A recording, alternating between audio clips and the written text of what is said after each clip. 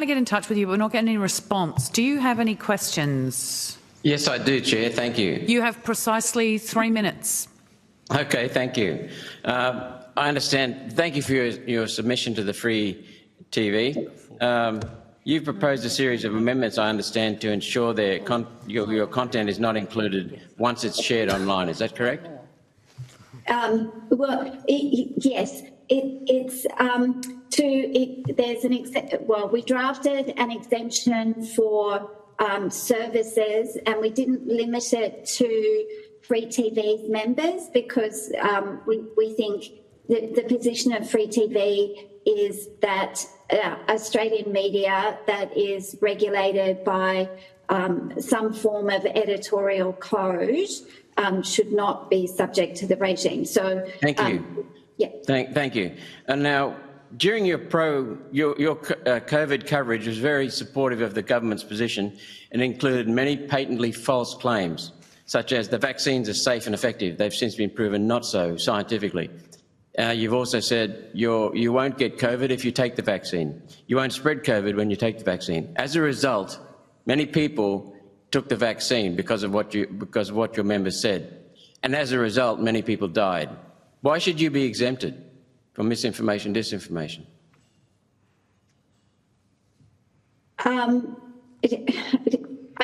I'm not here in my position as Free TV. I can't comment specifically on what individual members. Okay, then let's talk about the group then. I think it's even worse because the synchronisation of talking points made sure that the messages was the same across all channels, a full court of lies. Is there a suggestion that there was some level of collusion between members to publish? Well, I'm asking, how can you explain that the same messages were put out by all the channels?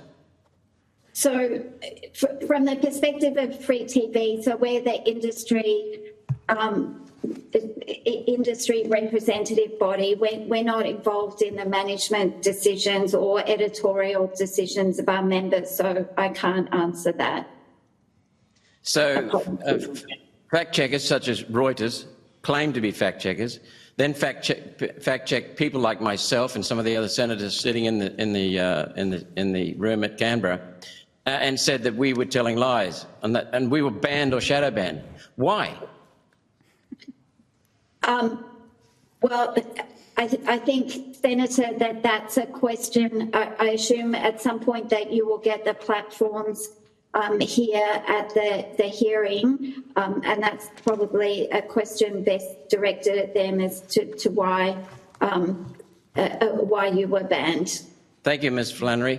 Doctors and professors with extraordinary qualifications in the area were denied a platform by the mouthpiece media.